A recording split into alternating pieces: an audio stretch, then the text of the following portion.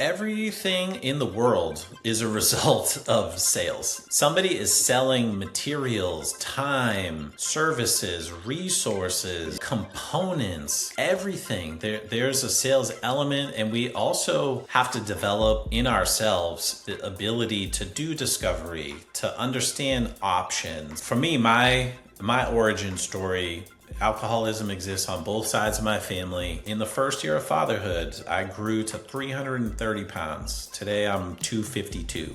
Being a salesman, there's a lot. There's quota, there's pressure. How, as a father, as a husband, as a friend, how have you sort of integrated work into your personal life? Talk to us a little bit about the self-care.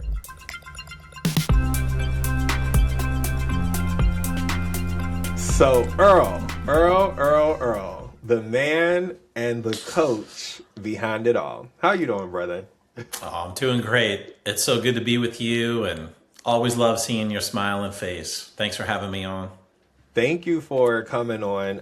And I have never had the opportunity to publicly give you your flowers, but as everyone knows, we wrote the book about the 20 interviews at Salesforce, but this is the man that behind the scenes, through all of those interviews from day one, who was coaching me, supporting me, texting me nonstop, responding to all of my text messages.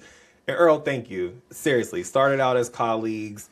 I've been able to see both of your children grow, you grow. Thank you for always being there. Thank you for being a mentor. And I just want to say thank you, and thank you. Oh, well, I'll echo that. It's a two-way street. Thank you. Thank you. Thank you. And it is a gift. We've gotten a friendship, brotherhood out of this. And to me, that's the real gift. So thank you. As you said, random collisions. And this is pretty much is exactly what happened. So our journey together, we met at Brown. So let me set the stage. And then Earl, you kind of walk me through what it felt like from your side. But I remember starting Brown, the first thing they said when I got there was, we need a digital transformation and you all need to meet with these people to figure it out. I remember you and Nick were like, hey, let's do dinner, let's do lunch, let's go grab lunch. And then from there, it just all feels a little blurry. So walk me through your side of the story of how we got here a little bit. Geez, I mean, thinking back, it is a journey. And I mean, that day that we met, I was simply out doing my job. And the real magic is you, man, seriously. That you are a special person. You bring your star with you everywhere you go. I tell you that. And I think I'm a good judge of character and people. And I mean, just the way that you presented yourself, the way that you carried yourself like a true professional. I could tell that you were committed to the community you were serving. You know, you were working in Brown's pre-college division, which owned Salesforce at the time. So I had a responsibility to take care of my existing customer, to learn new leadership and build trust. But I mean, man, I just gravitate towards you. It's so much fun being around you. And I felt that literally from day one. I can remember sitting down, I've told you this before, for lunch, and you had like bleached braids, you had a bow tie and manicured fingernails. And I noticed all these things. And to me, that you're unique, like that you are uncommon among uncommon people. And that right there, to me, creates attraction versus promotion. It's not just another customer I need to serve. I'm like, oh, I want to learn about this guy. I want to know about this guy. So yeah, I can remember that day very clearly. And what starts off as, just another day at work. Look at us. I mean, what was that? 5, 6? Yes. 6 years ago. 6 years ago. It's amazing. And I mean, I consider you one of my dear friends. I really do. And we have been in regular contact and building since day one. So, I mean, that is my memory. Sitting down for lunch at the district, and I mean, we talk shop, we talk work, but it was a people connection. Yeah. I agree. And I think that's what similar, right? It was an attraction there and that's what even really opened my eyes up to another industry in the first place was that collegial and professional relationship. I was like, wait, hold on. This is like no other AE sales team that I've ever encountered before. Like they are genuinely trying to help us be great and approaching it in a way where they're holding our hands and walking with us through the process. And that's what really attracted me to Salesforce in the first place. And I just remember reaching out to you saying, hey, I think I want to make a jump. And you said, go read these books. Go read these 2 books and then come back to me before you think about anything else. Why was it important, one, for you to tell me those books to read? And again, we read both of Mark Benioff's books, essentially about how I think it's, oh my God, I should know this. I remember Trailblazer, but what is it? In the Cloud? What's Behind the Cloud. Behind the story Cloud. behind the cloud. Yep. Yeah, sorry, Mark. But nonetheless, the story behind the cloud and Trailblazer, you told me to start there before I start anywhere else. Why? So I think that is fundamental roadmap, like a story. Salesforce is so big on culture, and you hear about the Ohana, and to navigate inside the walls of Salesforce, number one, you need to understand what does all this mean? Like, where did it come from?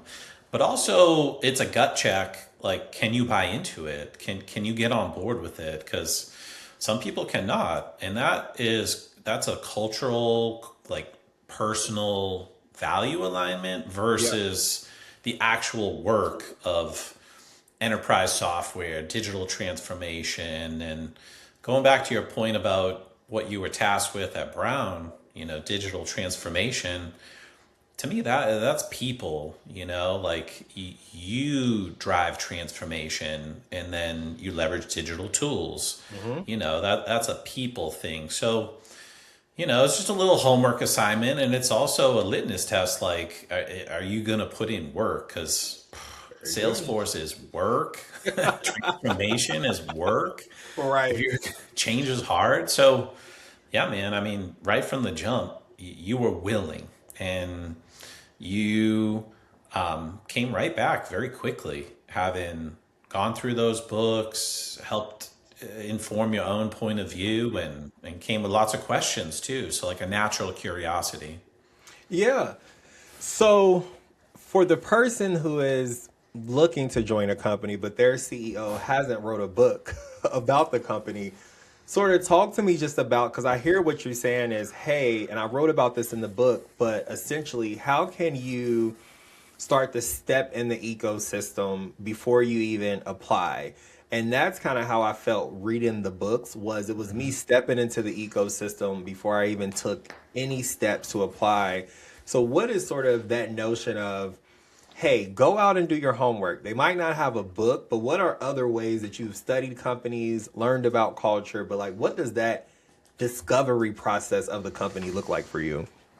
Yeah, again, natural curiosity and a willingness to learn, unlearn, relearn, like really form your own point of view, and not to play on the words, but like, it's not a book report. Right. It's beginning to write your own story of why this interests me. What passions do I have or I'm seeking that I can get on board with? And so my advice is simply research that this is your job, your career. This is how you're going to support your family, generate income, wealth for your people that you love. So take it seriously and go deep on the research, like figure out what you're getting into, and maybe you discover something that surprises you and you do or don't like. But that's my guidance is to be passionate about learning and keep that going constantly. So yeah. No, I'm with you, because essentially, and it's funny because I was just chatting with one of our colleagues, Shay, and me and him spent a lot of time on the notion of curiosity is really the baseline of like, I want to learn something. I want to know more.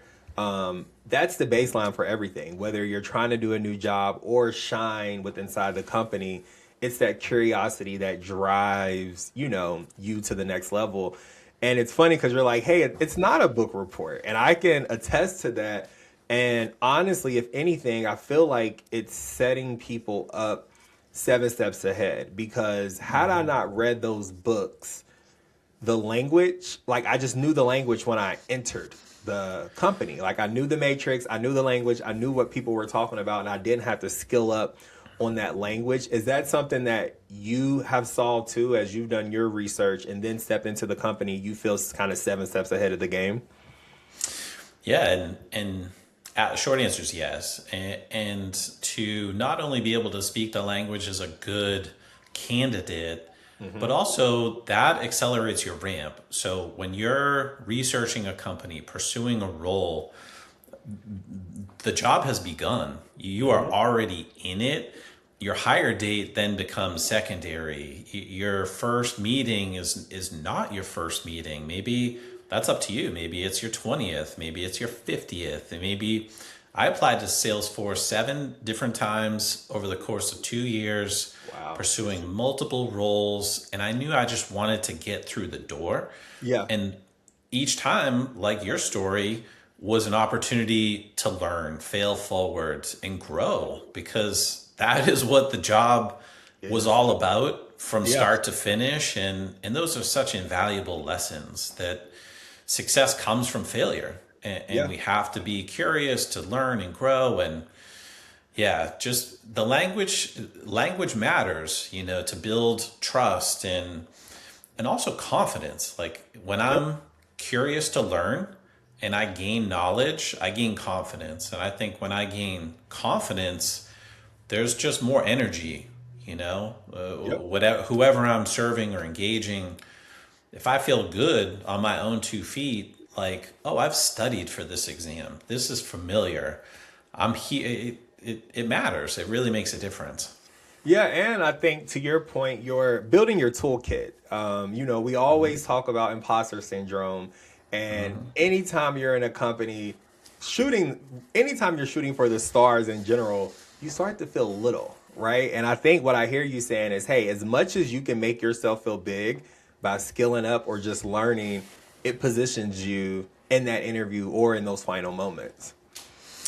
For sure. And you can bring your own creativity to that. And Salesforce is one example of a company that invites that you can take many angles of pursuit to solve the same problem or achieve the same goal. And to me, that is part of the fun, that you can write your own playbook for how you go after a particular role or joining a company or building your own network. Your personal brand, I think, should evolve over time. It should gain more clarity to you and therefore the people around you. So yeah, it's I like to think of myself as a work in progress all the time, every day. Right. Lifelong learner. In higher ed, we call it a lifelong learner. So you said creativity, and that triggered the thought around the whole artifacts. So again, setting the stage for you all, I text Earl. It's January 2020, clearly before the pandemic even hit.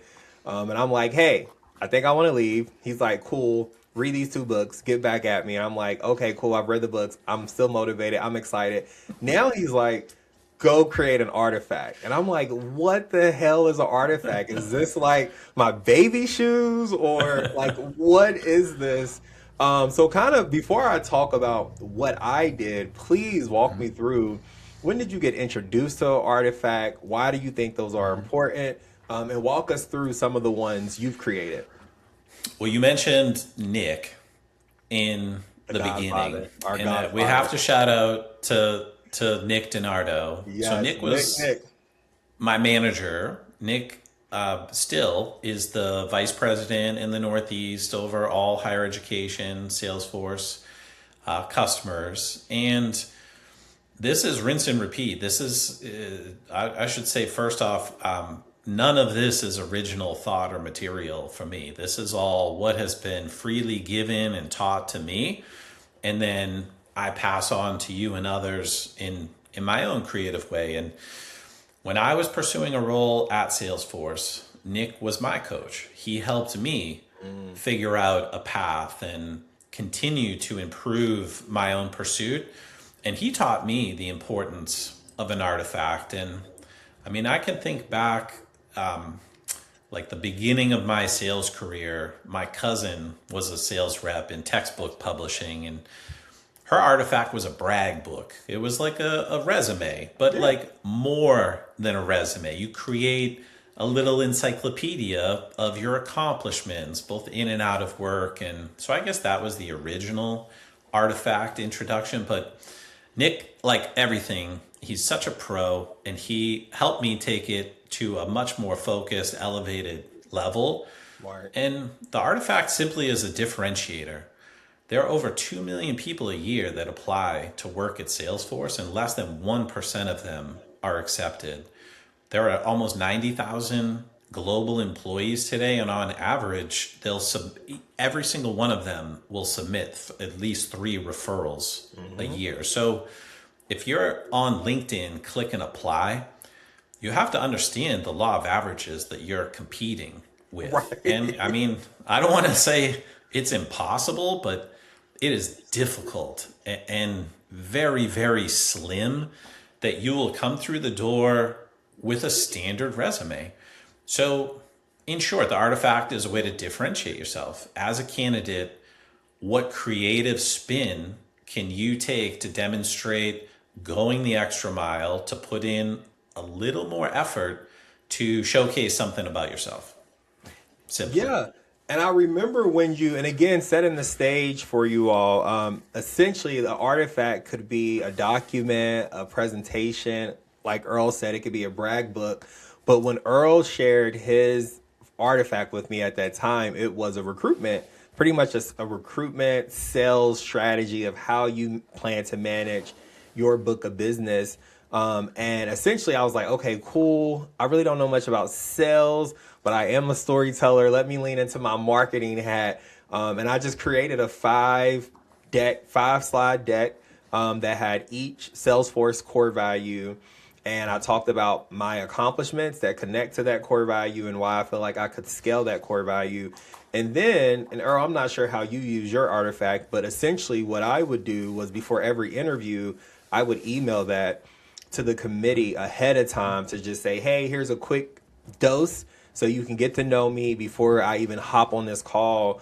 But really what it also did, and again, I don't know if this was your experience, but in a way, it curated the questions that they wanted to ask because they had seen the artifact. Now they're asking me questions within the artifact. I know the answers to these questions because I created the artifact. So the interview experience just feels a whole lot lighter. Is that how you position yours, or did you normally use your artifact live time in the interview? I love this. So I would say at a high level, allows you to take more control of the interview process. I would send my artifact ahead of time. Hey, okay. DéRecco, I look forward to meeting you tomorrow. I put together this account plan to demonstrate my initiative, my point of view, and how I would plan to go about being successful in the role. Looking forward to speaking to you. Like something simple like that shows proactivity, shows initiative. It also, like you said, plants a seed in the person's mind who you are interviewing with. Like, oh, this is the angle that they're taking. This is how they're thinking about the role. And I would say it pushes the conversation away from a blind date, right? Yeah. Like you've shared something about yourself with that person. Yep. And also, it can be something you send up front or a leave behind. Like, again, that's personal preference. Maybe you think about who you're speaking with, but at the end of the day, it demonstrates that you're willing to put in more work, that you have a style, a point of view, and again, can set the table for the conversation. So I am in sales, come from a sales background, and want to, as much as possible, demonstrate some strategic thinking, some constructive, planning efforts, and rapport building. Yeah. So again, wide open for creativity in that sense, but I think it really is used to differentiate. Yourself. And to your point, in the sales atmosphere, that is very, very, very important because like you said, 2 million people. How are you going to stand out? But you also said something, and a part of this podcast and the show is to give access to jobs so people can hear about jobs and things they've never heard of. And I remember, of course, when you hear Salesforce, you're first of all like, wait, selling. I'm not a sales guy. And I remember even coming to you and was like, sales team, sales roles. I'm really not a sales guy. I don't understand this whole world of sales.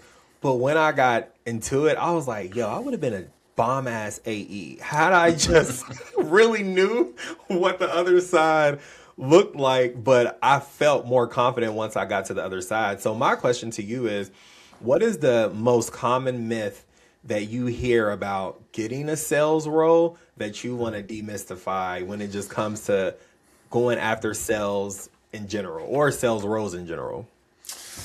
I mean, for me, sales is still intimidating because there is always a preconceived notion that you are fully self-serving.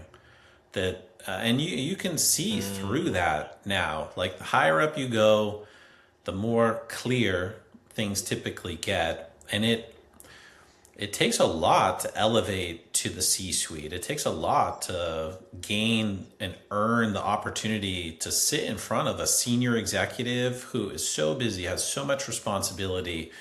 And I believe the more interested I am, the more interesting I become. So I genuinely want to learn what you're doing, how you're operating, and figure out. To me, it's like a puzzle or a maze, and I gamify it like that in my mind to find personal value drivers. Like what does DéRecco really care about in his life? What is he passionate about that I can connect back to work and then show where my product or service is going to bring value? So to demystify, you've got to operate in service of others. The sales, I think the common myth is that it's all about earning money, me. How can I stack up? How can I get to President's Club? Right. And I love the phrase commission breath because you really can see and smell desperation. You can. And I have been there. And it sometimes it can be a reflection of where a person is in their life, in their career. And it takes time and reps and at-bats to elevate to a position in life. Maybe that is financially, maybe that is time in your seat, but I'll speak for myself. I develop more comfort and confidence as things go along and operating fully in service of somebody else. So that's the myth. And maybe it's true. Maybe there's part of that myth that is true in some industries or some companies, but getting to a point where you can walk away as a salesperson and say, if this is not a good fit, okay, I respect that and respect your time and my own, and figuring out how to get outside of myself is I think the most important way to put it. Demystify and myth bust sales. Yeah, no, I like that. And I think, again, for me, and it's weird because knowing the sales team as a customer, from a customer's perspective, it didn't feel salesy at all. So the fact that I just had this bias around, I feel like I don't want to be a salesman because I feel like salesmen are car salesmen. But when I got into the matrix and saw that there's a million different ways to sell, and really selling is not what you think it is. It's not going door to door knocking or doing just simply cold calls all day. But there really is, again, as a solution engineer, I was on the sales team. But a part of my role, to your point, Earl, was I was there to service the customer and make sure that Salesforce understands what this customer needs. But again, as I continue seeing the different roles, chief engagement officer, business value, like the sales org is really large. And I say all this to say, just do not be intimidated to go into sales, essentially. Everything in the world is a result of sales. Like, somebody is selling materials, time, services, resources, Yes. components, everything. There's a sales element, and we also have to develop in ourselves the ability to do discovery, to understand options, and to make Yes. educated and informed decisions that have cost benefit and drive value in our own lives. So, what internet provider do you subscribe to? What clothing are you going to buy? What trips are you going to book? Like, you're a consumer. Sales is everywhere, all around us, and figuring out how to develop your own personal comfort with that. And like you said, figuring out all the auxiliary roles around a salesperson is powerful because it's enlightening. And you Yeah. realize like, oh, this is everywhere. Everybody is out to drive to some outcome, some goal in some way, shape, or form. And yeah, I think it just, for me, it creates a sense of comfort. Like, there's team selling. Salesforce talks a lot about team selling. And to get a big deal done, you need a team. Nobody is going to go far trying to go at it alone. Solo. Facts. Yeah. Speaking about going too far, as you know, being a salesman, there's quota, there's pressure, it's time consuming, it's tedious, and it's scary at times. How, as a father, as a husband, as a friend, how have you sort of integrated work into your personal life, but also just making sure that the family burner or the friend burner or the health burner doesn't go down too low, but keeping all of those burners going? Talk to us a little bit about the self-care. Well, I'll speak for myself. For me personally, I have learned this the hard way over a 20 plus year sales career that I'm coming up in a few weeks, by the grace of God, on 8 years of sobriety. And for me, that's my number one core value, that whether it's work, family, friend, anything, that today I'm grateful to not choose to drink or drug to get that done. And so that gives me momentum. And even if I move a millimeter forward, it's still progress. And for me personally, drinking and drugging, it just sent me backwards or sideways. It just disrupted my progress. And that's my personal story.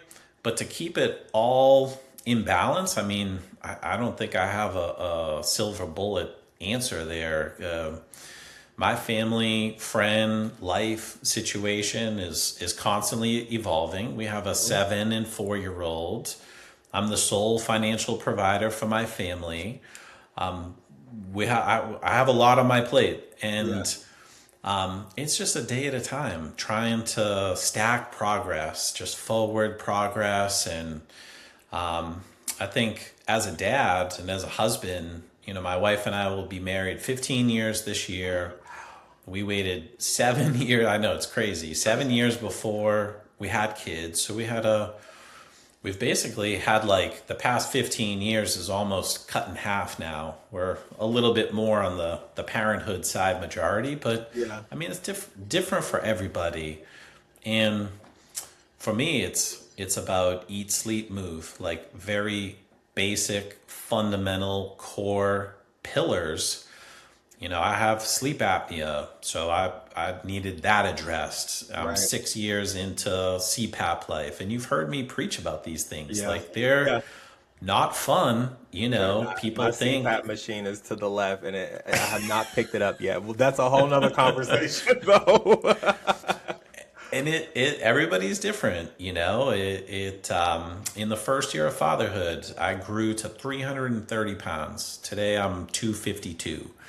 And that has been a 7+ year journey. And it's so hard. I love food. I love sweets. I love lounging, but I can't be productive at work. I can't be strong, fit dad and do all the things if I'm obese and unhealthy. You know, Yeah. it's a lot of work to take care of myself daily, like at a relatively high level. And Yeah. that's that's how I go about it. Is I have my baseline foundation of sobriety, and then just knowing that life on life's terms is hard, and I need to work on my grit and ability to take on hard Whatever comes things, your way. which includes, yeah, life, fatherhood, work, like all the All the things. external So factors. No, that's no, good. no easy answer there, but that's how I think about it. Well, I want to double down on your move because, Earl motivates me because he has been in the gym heavy, including with his daughter. His daughter is in the gym heavy as well. So talk to me just about, because again, knowing you, I definitely know there was a moment in time where I even saw the fitness goals kind of go to another level where it seemed more of enjoyment for you, a happy space for you, but also an opportunity for you to boss up your daughter. So talk to me a little bit just about that fitness journey and how has that been and what was the point where you were like, look, I'm a little 300 plus too much. It's time that we got to figure it out. Yeah, and simply a willingness to ask for help. I love asking other people for help because I know my plan fails. Yeah. And I need other people's input, people who have gone before me and figured it out. How did you do that? What do you do? And can you help me? So whether it's sobriety, going through a 12-step program, getting a sponsor, whether that is work, joining a mastermind, getting a grit coach and working on my professional development. In the fitness piece, it was our daughter was turning 1. And I can remember I did tubby time every night and I struggled to pick up our little 11 month old and stand. And it was just miserable. Yeah. I had a lot of contributing weather patterns there, being overweight, not working out, terrible sleep apnea. I was in the first year of my recovery, so they encourage you to indulge in sweets instead of drink. And Yeah. I took them up on that. And And it took I you had, up. yeah, it blew me up. And so fitness, I have a trainer. His name is Coach Elliott. Shout out to Coach Elliott. And I do whatever he tells me to do on a daily basis, including rest. Some days it's rest, but that's my formula. I ask for help. I'm willing to keep showing up, and it's an evolution. One quick side story. He used to give me Yeah. two options. He writes the workout on a little whiteboard when I go into the gym, and I would always play to my strengths. I would always say, "Oh, I'm gonna opt for this because I think I will do well in this," and I would shy away from workouts that scared me. And somewhere along the lines, that flipped. He describes working with me as like a dog on the dock that like he's just slowly, honing in Yeah. and the freedom is jumping off the dock. That it's not like getting around and getting back to highland. It's Yeah. finding your own freedom and just being out there, swimming, so to speak. So anyway, I enlist the help of others. I want to ask people in this sense, like, you are super fit. You're a gym owner. You clearly have figured this out. Help me, give me a plan. And I work out whether I am riding the wave, like feeling really good and strong and You fit, do. or whether I'm battling Over it. depression, job change, like life change, new kid, whatever it is. Just got to keep showing up. And in the gift of somebody that can help is that he can calibrate the temperature, Yeah. Yeah. and help me keep going, because that's most important for fitness. It's They keep staying going. on the path. Like, you take a day, a weekend off and indulge, you got to get right back to it. You So really do. You know, you really do. And I think, what I realized is, and me and you sort of had a quick chat before this, but I was like, it's been a month since I have been to the gym, but I am too trying to get to that place. One, I've noticed the patterns, which is anytime I go out on intensive travel, that's what breaks me up. And me and you had the conversation. You were like, just find the one thing that no matter where you're at, you could do, and that's running or walking. It's like no matter where yeah. you're at, you can walk, you can run. There will be a treadmill or there will be a sidewalk, and that's sort of where I've been leaning into. And of course, a personal trainer. It all compounds and it helps. But I want to dive in a little bit to your sobriety. I think that story, so many people are suffering from just alcoholism, drug addiction, dopamine addiction, whatever Yeah. the Yeah. case is. We're all trying to cope. So not only did you cope personally, but then you took your personal journey and built a whole program within a 90,000 plus company of people called SoberForce. So I'm just curious to hear, one, talk to us a little bit more about that personal journey. And again, I heard you say like, hey, my family and my kids and my work were all being impacted. So I had to do something, but not everybody does that something. They just kind of, adjust, they try, adjust. But I'm just curious, how did you navigate it personally? And then what moment were you like, you know what? There's probably a bunch of other people in my company who need this. So walk us through those two.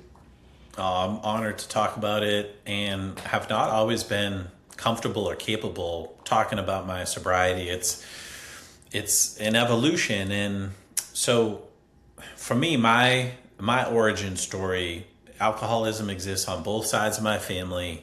I grew up in Boston, playing competitive sports. I went to Syracuse University. I was the president of my frat, the captain of the baseball team, and I thought drinking was a requirement. I really did. I look back, I thought it was a competitive sport in and of itself, and that it carried a currency. And really, for me and my story, it is trying to find a way to fit in and like get outside of myself, instead of addressing and Yeah. learning and growing. Like, who am I, or where do I want to be in life? And I mean, fast forward, when I came to Salesforce, when I joined Salesforce, I was 11 months sober, and I Oh, was wow.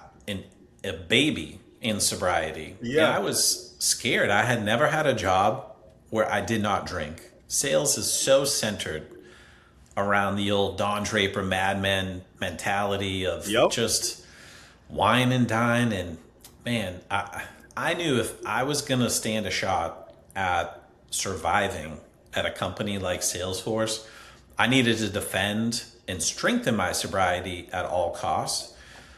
So when I joined the company in 2019, there was no SoberForce. SoberForce was created by a group of senior executives who just happened to be in recovery themselves. And it was born during the pandemic, when people were more isolated and feeling more vulnerable. And I think this is so cool that they simply created a public Slack channel. So leveraging technology as a change agent, and that was the platform. And I'll never forget, my manager, Nick DiNardo, was like, hey, did you see there's a SoberForce Slack channel? And it was life-changing for Yeah. me, truly. So I want to put out first that I did not, once again, I did not come up with this, but it had been on my mind. It didn't hit the map until Earl took over, though. I'll say that. It went company wide. So Earl might not have been the originator, but he was definitely the marketer, the brander, and the ambassador that took it to the next level for sure. You're giving me too much credit. It is notable because there's a group, not because of me or any one individual, but because there's a community. And SoberForce is a subgroup under Ability Force, which is a top line employee resource group. There's Vet Force, Bold Force. The original ERG was the Salesforce Women's Network, like 20 years to smash the glass ceiling. And I was just so drawn to the concept of being able to find your tribe, working within this huge matrix organization, and then learn, oh, there are other people who are sober. And what is so cool about SoberForce is that it is not AA at work. It is not 12-step at work.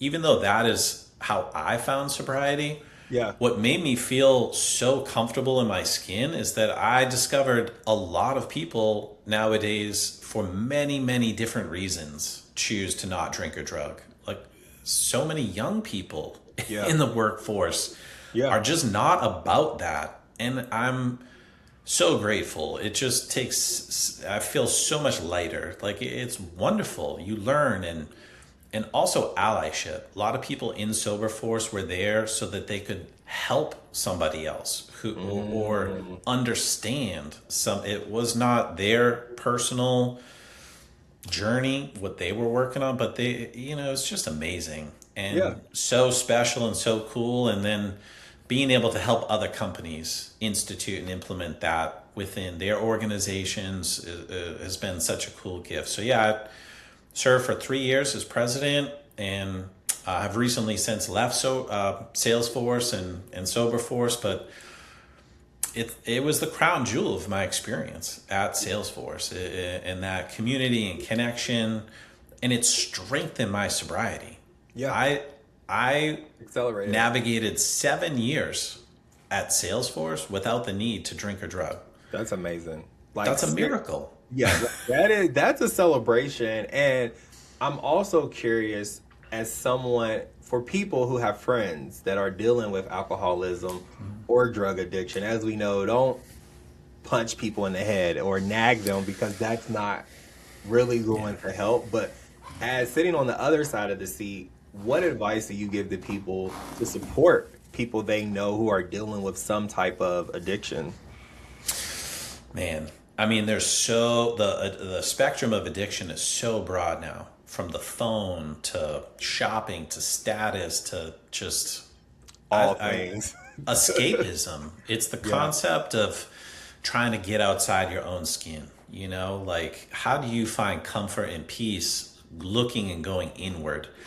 And coming back to, career development and your own personal pursuit of wherever you're going. I think that's so important. You can't interview or go for a role pretending to be somebody else. Just like you're not gonna be in a good relationship or be a good dad or friend if you're Jekyll and hiding and being, somebody else, dual persona. So I don't know. For me personally, my struggle was with alcohol, and not to break anonymity or go against the principles of AA, but that has been my magic. That's been my road and community and formula for success. And that's always where I point people.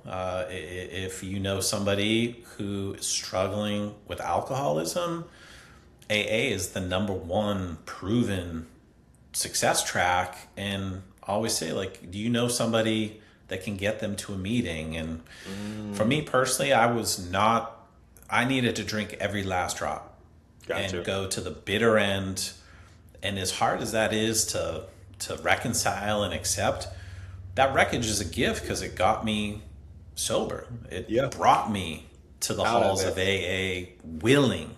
You hear about people who are not yet willing. And man, I came in arms wide open, eyes and ears wide open, because I saw people successful in their life as sober people, and that I was willing to go to any length to get what they had and do that. So it's tough. It's all around us. It's everywhere. We all struggle in some capacity. Yeah, and I think to your point, it's about looking within, right? living inside your own skin is not easy. And I've been in therapy since the third grade, so my granny had always believed in me having a neutral source to talk to, and to process things with. And I'm like, even with 35 years of therapy, essentially, it's still moments where it's like, I hate looking within. I just want to look out. I just want to look out. So thank you, though, for sharing that, your journey. And I want to end on this last question. So as you know, the Excellence Factory, everything that we stand for is about inspiration, collaboration, and execution, and really people who either have an idea or want change professionally. And you recently left Salesforce to pursue another company. So real quick, just talk to me about what did you learn from that journey recently after being with the #1 company to work for in the world, and SoberForce and Nick and all the love that we have for the Salesforce family. How did you navigate saying, okay, it's time for another change? Change is hard, change is messy, and the #1 thing I want to leave with the audience is something that Nick told me, is that these jobs do not define us. It was an absolute privilege to work at Salesforce, to be around so many incredibly talented people, get to make friends and brothers like you. But for me, I can look back 1 month outside the walls and I see that it was a vehicle and not a destination. Yep. That, man, it's really hard to have a 10, 20 plus year run at a big tech company. Yes. Or anywhere. Yeah. And so just knowing that I can use it as an accelerator, an express elevator to new rungs in my life, from my learning to my earning to, my family, and creating generational wealth for our kids. Like, all of those things happened, and they're so important. I'm so grateful. But yeah, I mean, I don't have control. I'm powerless over a lot of things. What I can control is myself, my effort, and now I'm pouring it into a new venture, a new path, lots of new learning as a rookie. And I remind myself it doesn't define me either. This is where I'm at today, and it's not guaranteed I'll be there again tomorrow, but I'll wake up and renew that daily progress. So these jobs are tough, man. Right. I'm like, a beginner's mind. We'll have to save that for a whole another topic, but essentially that's what it was. And that's something that, again, you taught me when I first reached out to you. Like, hey, you might have been a director for 10 years, but it's okay to go back to being an individual contributor and have a beginner's mind and see what doors just having a beginner mind can open. And it opened a lot of doors, right? So Earl, again, thank you for sharing your story. Like I said, we're all about inspiration, collaboration, and execution. And one, you have always been a big inspiration for me because there's no ceiling for you. And you have always said iron sharpens iron, and that's very real because you keep me inspired. From a collaboration perspective, you have always exemplified collaboration, connecting me with people, connecting other people with each other, and even SoberForce, like bringing people together to take it, not to create it, but to take it to another level. And then just execution, like even hearing, it's crazy coming back, talking to you about the 20 interviews and all the confidence it took for me to leave higher ed, to now watch you, or have watched you in your journey, make another pivot to another company. So again, just thank you for all that you do. Thank you for being a good brother, and good luck with the new chapter. Oh, thank you, man. I love you. I'm grateful for you. It was a privilege to be on here today. I hope that our conversation helped at least one person. If it did, it's worth it. And anything I can do to help, like I tell you, you bring your star with you everywhere you go, and it's a gift for me to be in your sphere. Thank you, brother.